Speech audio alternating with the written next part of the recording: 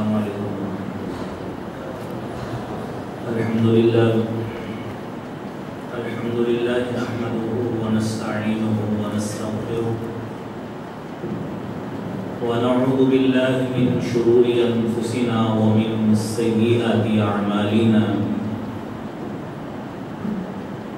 واشهد ان لا اله الا الله وحده لا شريك له واشهد ان محمدا عبده ورسوله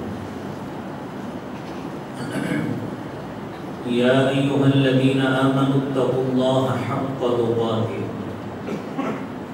ولا تموتن الا وانتم مسلمون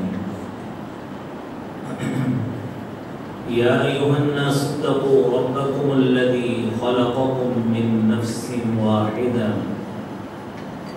وخلق منها زوجها وبث منهما رجالا كثيرا ونساء واتقوا الله الذي تساءلون به والأرحام إن الله كان عليكم رقيبا يا أيها الذين آمنوا اتقوا الله وقولوا قولا سديدا يصلح لكم أعمالكم ويغفر لكم ذنوبكم ومن يطع الله ورسوله فقد فاز فوزا عظيما اللهم صل على محمد وعلى آل محمد كما صليت على إبراهيم وعلى آل إبراهيم إنك حميد مجيد اللهم بارك على محمد وعلى آل محمد كما باركت على إبراهيم وعلى آل إبراهيم إنك حميد مجيد رب اشرح لي صدري ويسر لي أمري واحلل عقدة من لساني يفقهوا قولي رب زدني علما سبحانك لا علم لنا إلا ما علمتنا إنك أنت العليم الحكيم أما بعد إن أحسن الكلام كلام الله وأحسن الهدي هدي محمد صلى الله عليه وسلم وشر الأمور محدثاتها وكل محدثة بدعة وكل بدعة ضلالة الضلالة في النار أعوذ بالله السميع العليم من الشيطان الرجيم بسم الله الرحمن الرحيم إنما يريد الله ليذهب عنكم الرجس أهل البيت ويطهركم تطهيرا صدق الله العظيم لائق احترام دوستوں بزرگوں بھائیوں عزیزوں معززات مستورات ماں اور بہنوں اللہ رب العالمین نے انسانوں کی رشد و ہدایت کے لیے انبیاء علیہ السلام کو مبعوث فرمایا ہے اور کم و بیش 1,24,000 انبیاء اور رسول اللہ رب العالمین نے بھیجے ہیں۔ ان میں سے 315 شخصیات انبیاء کی ایسی برگزیدہ ہیں جنہیں اللہ رب العالمین نے صاحب شریعت بنایا ہے، انہیں آسمانی کتب یا آسمانی صحیفوں سے نوازا ہے۔ یہ رب العالمین کا انتخاب ہے کہ اب روئے کائنات میں انسانوں کی رشد و ہدایت کے لیے جن انبیاء نے آنا تھا وہ آ چکے ہیں۔ اب انبیاء کا سلسلہ بعثت کا سلسلہ ختم ہو چکا، اور انبیاء کے بعد اللہ رب العالمین نے جو افضل ترین اور سب سے معزز سب سے موقر جن شخصیات کو فضیلت عطا فرمائی ہے وہ اصحاب الرسول صلی اللہ علیہ وآلہ وسلم۔ حضرت عبداللہ ابن مسعود رضی اللہ تعالیٰ عنہ حدیث بیان کرتے ہیں إِنَّ اللَّهَ نَظَرَ قُلُوبَ بَنِي آدَمَ کہ رب کائنات نے بنو آدم کے دلوں کو جانچا، تمام بنی نوع انسانیت کو، فوجد قلب محمد خیر قلوب العباد، جناب محمد مصطفیٰ صلی اللہ علیہ وسلم کے دل کو سب سے بہتر دل پایا۔ فاصطفاه لنبیہ وابتعثه لرسالتہ، اس خالق کائنات نے اپنے نبوت کا پیغام دینے کے لیے جناب محمد مصطفیٰ صلی اللہ علیہ وسلم کا انتخاب کیا۔ نبوت اور رسالت کے منصب کے انتخاب کے بعد آپ فرماتے ہیں ثم نظر فی قلوب بنی آدم بعد قلب محمد صلی اللہ علیہ وسلم، جناب سید المرسلین محمد مصطفیٰ صلی اللہ علیہ وسلم کے بعد اللہ تعالیٰ نے بنی نوع انسانیت کے دلوں کو جانچا۔ فوجد قلوب اصحاب محمد خیر قلوب العباد، جناب رسول اقدس صلی اللہ علیہ وسلم کے اصحاب، آپ کے ساتھی، آپ کے دوست، آپ کے رفقاء، ان کے دلوں کو سب سے بہتر دل پایا ہے۔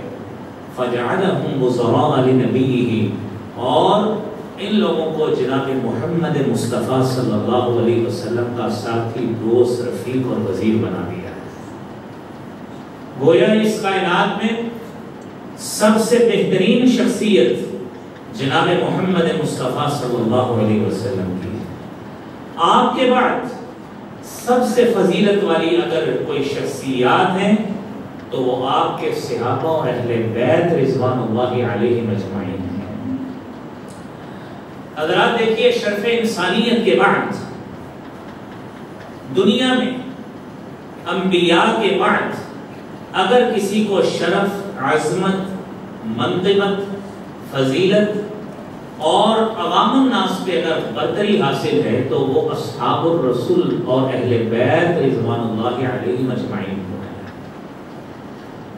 اور تاریخ میں، تاریخ کی کسی کتاب میں، پوری احادیث کی کتب میں، ہر کتاب میں باقاعدہ طور پر صحابہ کرام کی عظمت، اہل بیت کی عظمت اور فضیلت کے حوالے سے احادیث کے مکمل ابواب موجود ہیں، جس سے یہ بات ثابت ہوتی ہے کہ اس امت کے سب سے محترم اور سب سے فضیلت والے جو لوگ تھے وہ یہی صحابہ اور اہل بیت رضوان اللہ علیہم اجمعین، باقاعدہ حدیث موجود۔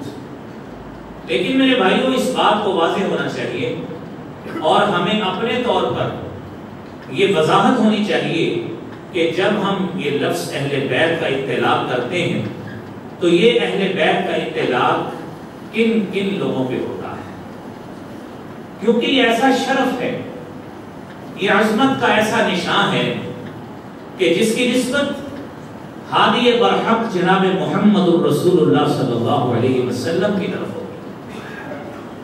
اور اب اہل بیت، جس طرح نبوت کا سلسلہ ختم ہے، شرف صحابی کا بھی اب کسی کو آج کے دور میں کسی کو منصب کو مل نہیں سکتا۔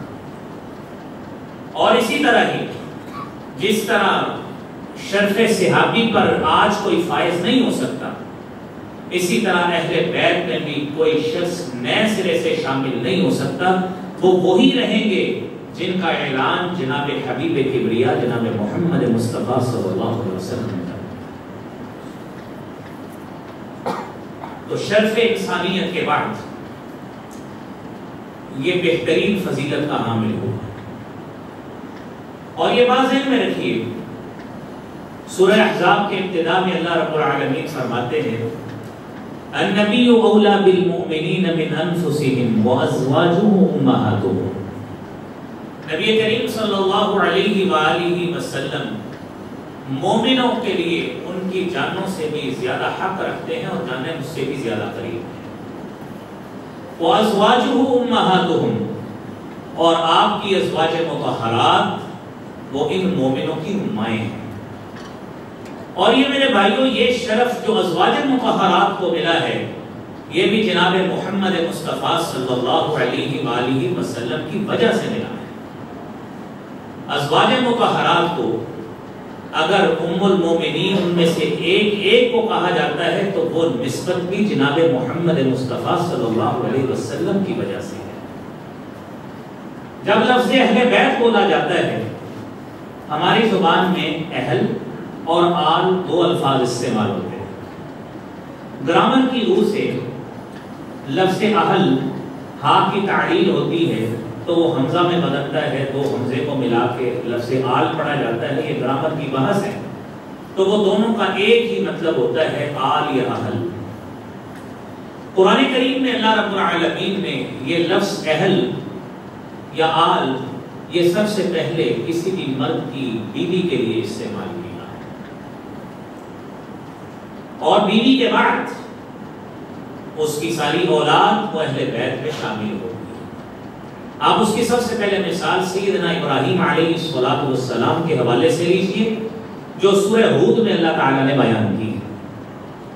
جب وہ فرشتے حضرت لوط کی قوم کو تباہ کرنے کے لیے آئے اور آ کر ساتھ ساتھ حضرت ابراہیم علیہ السلام کو حضرت اسحاق کی خوشخبری دینے آئے تو خاتون سارہ نے حیران ہو کے پوچھا، قالت یا ویلتا اَأَلِدُ وَأَنَا عَجُوزٌ وَهَذَا بَعْلِي شَيْخًا، یہ کیسے ممکن ہے، یہ خامد میرا بوڑھا ہو چکا ہے، میں ماں چھوں، یہ کیسے ممکن ہے؟ تو وہ آیات قرآن میں موجود ہیں۔ قالوا اتعجبین من امر اللہ رحمت اللہ وبرکاتہ علیکم اہل البیت انہ حمید مجید۔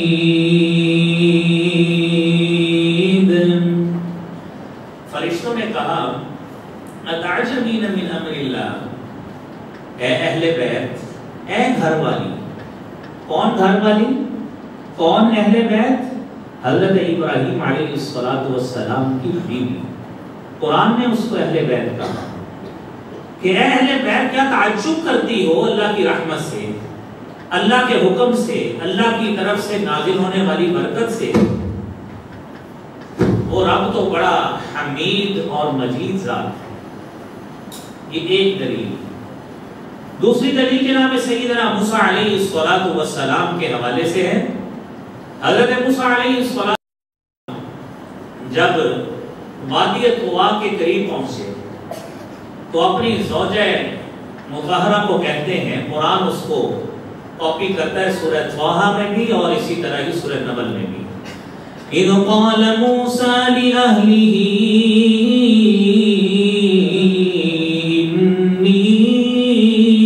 آنست نارا سآتيكم منها بخبر أو بشهاب قبس لعلكم تصطلون۔ حضرت موسیٰ علیہ السلام نے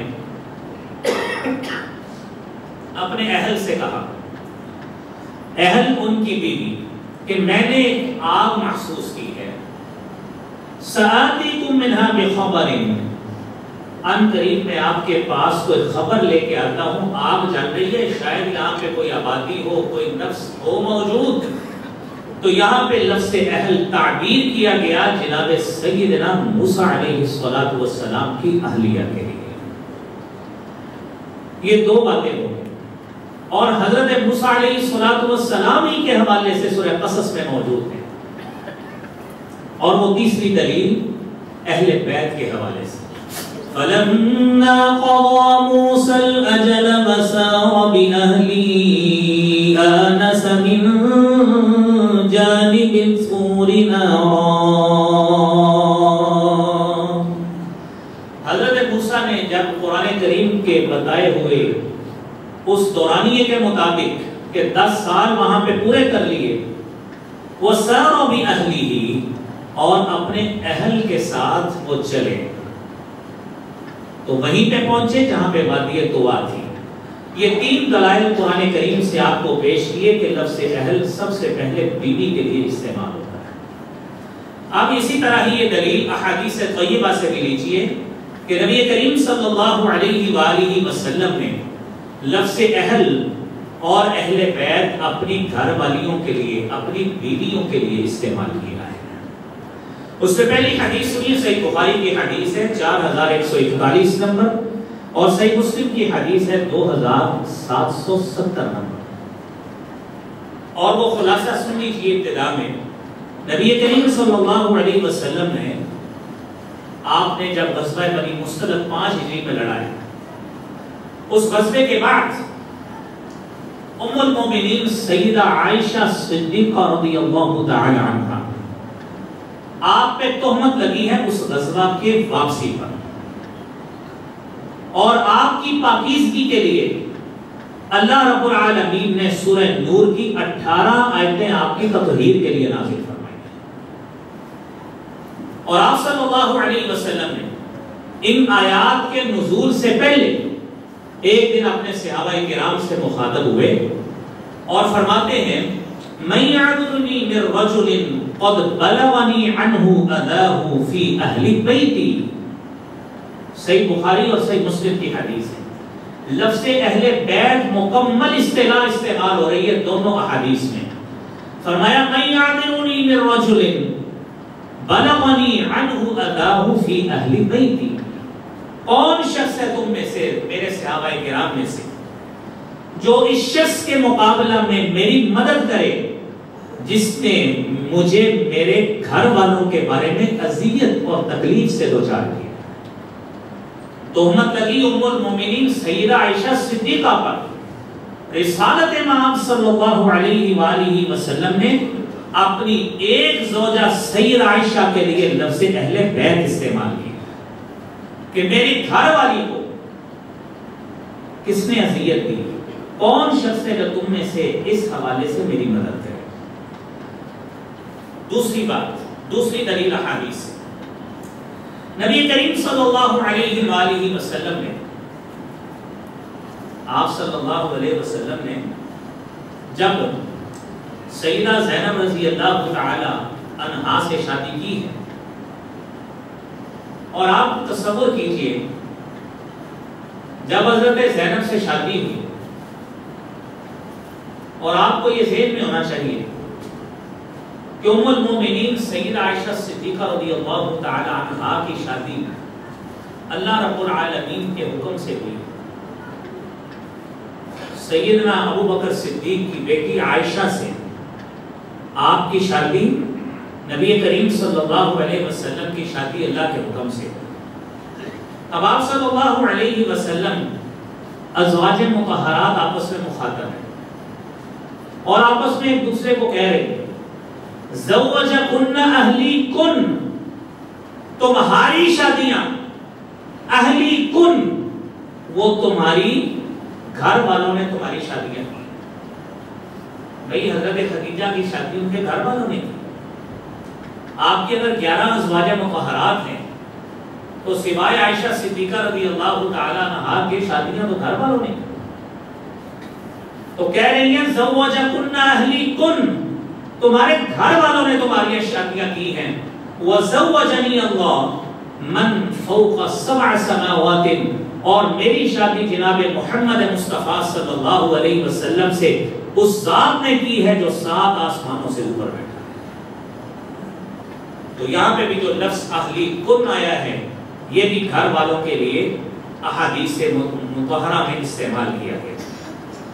اور آپ علیہ الصلوۃ والسلام شادی کے بعد جب حضرت زینب سے شادی ہوئی ہے، آپ دوسری بیویوں کے پاس گئے، کہنے لگے کیف انتم یا اہل البیت، کیف انتم یا اہل البیت، اے اہل بیت تم کیسی محسوس کرتی ہو، حال تمہارے کیسے ہیں؟ کیف انتم یا اہل البیت، اے گھر والیوں۔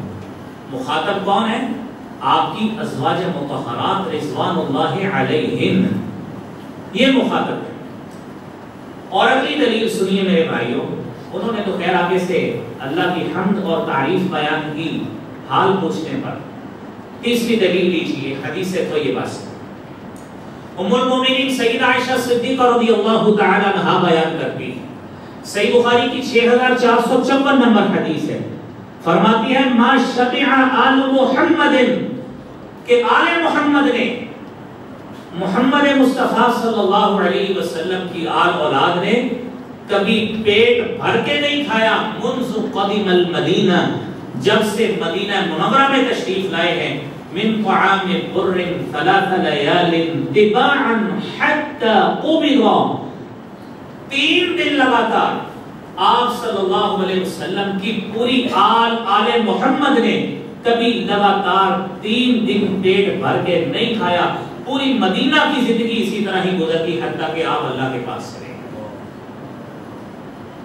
میرے بھائیوں، بات تو ہم اہل بیت بھی کر رہے ہیں، لیکن یہاں رک کر اپنا بھی محاسبہ ہمیں کرنا چاہیے کہ کون سا دن ہے جس دن ہمیں کھانا نہیں ملتا، کون سا دن ہے جس دن اپنی مرضی کا ہم دسترخوان نہیں سجا لیتے، کون سا دن ہوتا ہے جب اپنی مرضی کا مشروب حاصل نہیں کر لیتے، لیکن پھر بھی ناشکری کے کلمات بولنا اللہ کریم ہم سب کو اپنی رحمتوں میں رکھے اور رب تعالیٰ کا شکر کرنے کی توفیق عطا فرمائے۔ یہ ناشکری کے کلمات نہیں بولنے چاہیے۔ جناب محمد مصطفیٰ صلی اللہ علیہ وسلم کی زندگی کو دیکھیے۔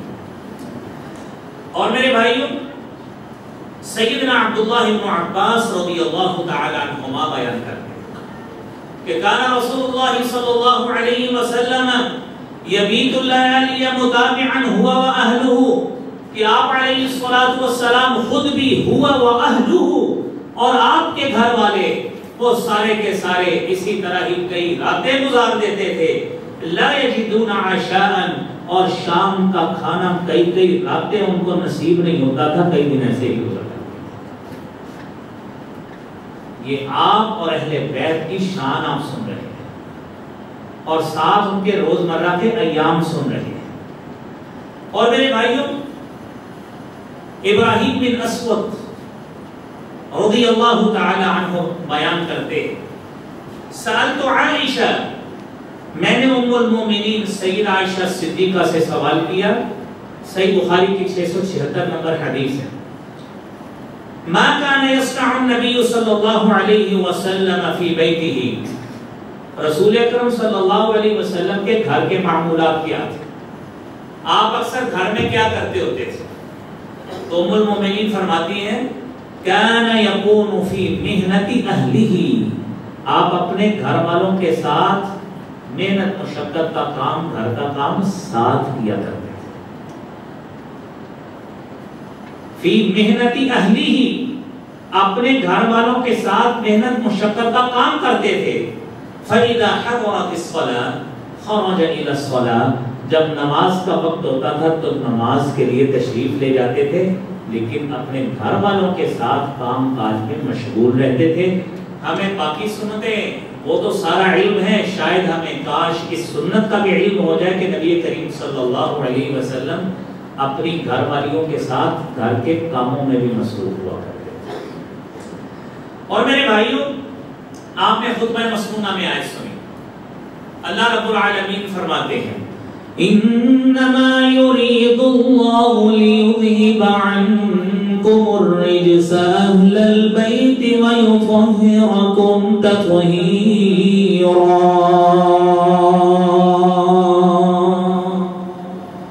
انما يريد الله، اللہ رب العالمین کیا چاہتے ہیں؟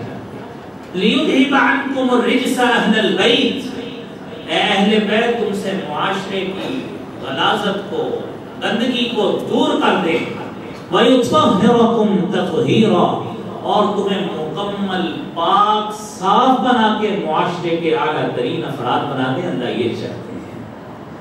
حضور کریم صلی اللہ علیہ وسلم پر جب یہ آیت کریمہ نازل ہوئی ہے، آپ علیہ السلام سیدہ ام سلمہ رضی اللہ تعالی عنہا کے گھر تھے، اور جب یہ آیت نازل ہوئی، حضرت واقعہ بن اسقع بیان کرتے، ابن حبان کی حدیث ہے، وَأَجْلَسَ فَاطِمَةَ عَنْ يَمِينِهِ وَعَلِيًّا عَنْ يَسَارِهِ وَحَسَنًا وَحُسَيْنًا بَيْنَ يَدَيْهِ وَقَالَ، حسن و حسین کو اپنے سامنے بٹھایا، فاطمہ کو دائیں بٹھایا، علی کو بائیں بٹھایا، اور کہنے لگے اللہم ہؤلاء اہل بیتی، اے اللہ ان لوگوں کو بھی میرے اہل بیت میں شامل کر لے۔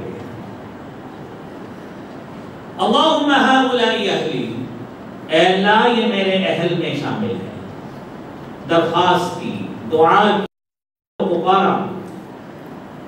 اور حدیث میں آتا ہے ام سلمہ رضی اللہ تعالی عنہا بیان کرتی ہیں فقلت من ناحیۃ البیت، ام سلمہ پر ایک کونے پہ کھڑی تھی، کہنے لگی یا رسول اللہ صلی اللہ علیہ وسلم وانا من اہلک، میں بھی آپ کے اہل میں سے ہوں.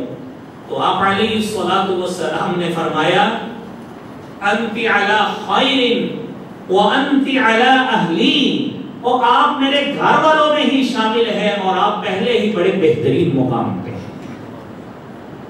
ازواج مطہرات تو پہلے ہی شامل ہیں، اور آپ صلی اللہ علیہ وسلم نے ان افراد کو اللہ رب العالمین سے مانگ کر اہل بیت میں بھی شامل کیا.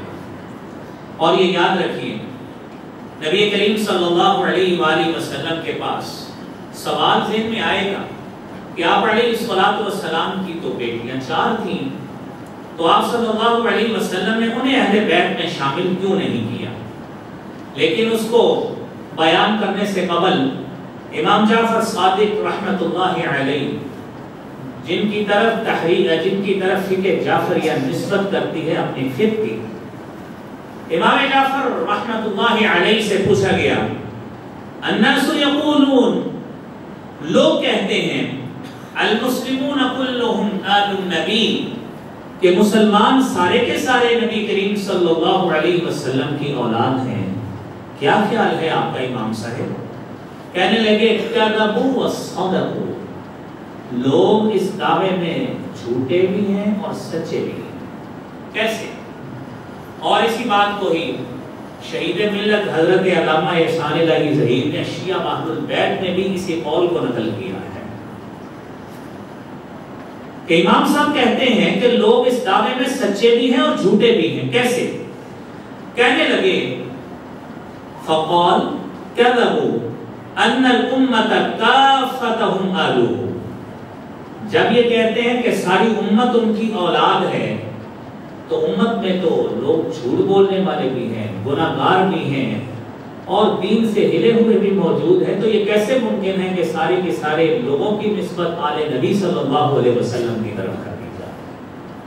لہذا اس دعوے میں جھوٹے ہیں اور سچے اس بات پہ ہوں گے جب تمام کی تمام امت مسلمہ اور امت محمدیہ اذ قاموا بشرائط شریعتہ، جب جناب محمد مصطفیٰ صلی اللہ علیہ وسلم کی شریعت کو تسلیم کریں گے، آپ کی شریعت کو مانیں گے، تو تمام کے تمام لوگ یہ سارے آل محمد ہی کہلائیں گے، کیونکہ انہوں نے عمل کے اعتبار سے اپنے آپ کو آل محمد میں شامل کیا. لہذا ہر مسلمان عملی اعتبار سے، عمل کے لحاظ سے اگر چاہتا ہے کہ میں بھی جناب محمد الرسول اللہ صلی اللہ علیہ وآلہ وسلم کی آل میں شامل ہو جاؤں، آپ کی اولاد میں شامل ہو جاؤں اور کل قیامت کے روز آپ کے علم کے نیچے ہوں، مجھے حوض کوثر ملے، مجھے آپ کی شفاعت ملے، تو اس شریعت کی شرائط پہ عمل کرنا ہوگا جو شریعت جناب محمد مصطفیٰ صلی اللہ علیہ وسلم. نبی کریم صلی اللہ علیہ وسلم کے پاس نجران کے وفد عیسائیوں کا وفد آیا. 10 ہجری کی بات ہے، یہ ذہن میں رہے. اس نقطے کا جواب کہ آپ کی باقی بیٹیاں آپ نے آغوش میں کیوں نہیں لی، اپنے رضا میں کیوں نہیں لی؟ تو یہ بات سمجھ لیجئے کہ 10 ہجری کو نجران کے عیسائیوں کا وفد آپ کے پاس آیا اور انہوں نے آ کر آپ صلی اللہ علیہ وسلم سے کچھ باتیں پوچھی. تو نبی کریم صلی اللہ علیہ وسلم نے اللہ قرآن کریم نے اس کو بیان کیا ہے کہ آپ ان کو مباہلے کی دعوت دیں. کیا کہیں؟ فَقُلْ تَعَالَوْا نَدْعُ أَبْنَاءَنَا وَأَبْنَاءَكُمْ وَنِسَاءَنَا وَنِسَاءَكُمْ وَأَنفُسَنَا وَأَنفُسَكُمْ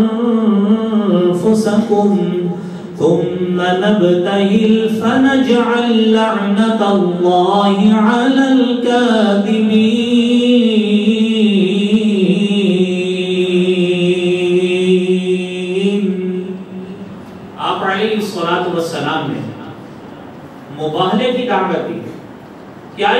وعدہ کرتے ہیں، اپنے آپ کو اللہ کے حضور پیش کرتے ہیں، دعویٰ قسم کے ساتھ کرتے ہیں کہ ہم اپنے دعوے میں سچے ہیں، جو جھوٹا ہوگا وہ اللہ کے غضب کا شکار ہوگا۔ جب آپ نے ان کو یہ دعوت مباہلہ دی، عیسائیوں نے الگ ہو کر مشورہ آپس میں کیا کہ اگر یہ دعویٰ سچا ہوا اور یہ نبی سچا ہوا، ہم تو دنیا میں کیا، ہماری اولادیں بھی دنیا میں نہیں رہ سکیں گی، اس غضب کا شکار ہو جائیں۔ حضرت حذیفہ رضی اللہ تعالیٰ عنہ اس حدیث کو بیان کرنے والے ہیں، کہتے ہیں کہ انہوں نے نبی کریم صلی اللہ علیہ وآلہ وسلم کو کہا کہ ٹھیک ہے، ہم آپ کو ایمان تو آپ پہ نہیں لاتے، لیکن آپ کے کہنے پر ہم جزیہ دینے پہ آمادہ ہیں، اپنی امت کا ایماندار ترین فرد جو ہے وہ بھیج دیجئے اور اپنا جزیہ ہم سے وصول کر لیجئے۔ اور یہ یاد رہے، جزیہ وہ ہوتا ہے جو غیر مسلم لوگ مسلم آبادی میں رہتے ہوئے بطور ٹیکس رہنے کا کرایہ دیتے ہیں، اس کو جزیہ کہا جاتا ہے۔ آپ صلی اللہ علیہ وسلم نے جب اپنے صحابہ میں نظر دوڑائی، ہر شخص کی خواہش بھی ہوگی، لیکن اس کا یہ ہرگز مطلب نہیں ہے کہ صحابہ کرام نعوذ باللہ ان میں سے کسی کی دیانتداری پہ شک ہو۔ ان کی ڈیمانڈ تھی کہ ایماندار ترین فرد کو بھیجیے۔ آپ علیہ الصلوۃ والسلام نے حضرت ابو عبیدہ بن جراح رضی اللہ تعالیٰ عنہ کو اٹھایا اور کہا کہ انت امین هذه الامہ، آپ میری اس امت کے امین اور دیانتدار شخص ہیں، لہذا اس فرض کو آپ ادا کریں گے جو ان کے لیے مانتے ہیں۔ نبی کریم صلی اللہ علیہ وسلم کی بیٹیاں اس وقت کیوں شامل نہیں تھیں؟ آپ علیہ الصلوۃ والسلام کی 4 بیٹیاں ہیں۔ آپ کی پہلی بیٹی حضرت زینب رضی اللہ تعالی عنہا 8 ہجری میں 31 سال کی عمر میں وفات پا گئی۔ آپ کی دوسری بیٹی سیدہ رقیہ رضی اللہ تعالی عنہا حضرت خدیجہ کی اولاد میں سے 21 سال کی عمر میں 2 ہجری میں وفات پا گئی۔ آپ کی تیسری بیٹی سیدہ ام کلثوم رضی اللہ تعالی عنہا 27 سال کی عمر میں شعبان کے مہینے میں 9 ہجری میں وفات پا گئی۔ نجران کے عیسائیوں کا وفد 10 ہجری میں آیا ہے، فوت شدہ بیٹی آپ اس قافلے میں کس طرح شامل؟ یہ ساری بیٹیاں، یہ تذکرہ ہم انشاءاللہ یہ اہل بیت کا اگلے جمعے بھی جاری رکھیں گے اور کوشش کریں گے کہ آپ کو بناتے رسول صلی اللہ علیہ وآلہ وسلم کے حوالے سے آگاہی اور شعور دیں کہ آپ کی ان بچیوں کی اولادیں کتنوں کی آگے چلی، آپ کے بچے کتنے تھے، تاکہ آپ کو مکمل اہل بیت کے حوالے سے تصور کلیئر ہو جائے کہ نبی کریم صلی اللہ علیہ وسلم کی اولاد اور احفاد میں سے کتنی اولاد آگے چلی ہے، کن کن کی چلی ہے۔ میرے بھائیوں، نبی کریم صلی اللہ علیہ وآلہ وسلم کے یہ اہل بیت جن کے حوالے سے نبی کریم صلی اللہ علیہ وسلم نے فرمایا خذوا بکتاب اللہ واستمسکوا بہ، اللہ کی کتاب کو تھام لو، لازم پکڑ لو اور اس کے ساتھ تعلق بنا لو۔ ترکت فیکم ثقلین، یہ 2 بوجھل چیزیں میں آپ کے درمیان چھوڑ کے جا رہا ہوں، ایک اللہ کی کتاب ہے اور دوسرے میرے اہل بیت ہیں۔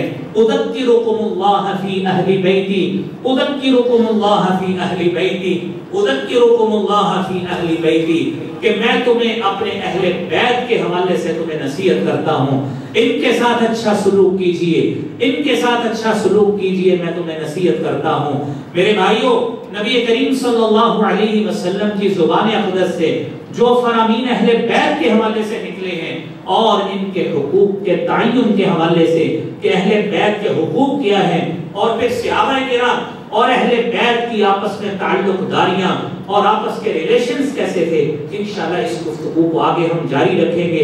اللہ کریم ہمیں ان اہل بیت کی صحیح معنوں میں معرفت حاصل کر کے ان اہل بیت کے ساتھ سچی محبت ہمارے دلوں میں پیدا فرمائے۔ وآخر دعوانا ان الحمد للہ رب العالمین۔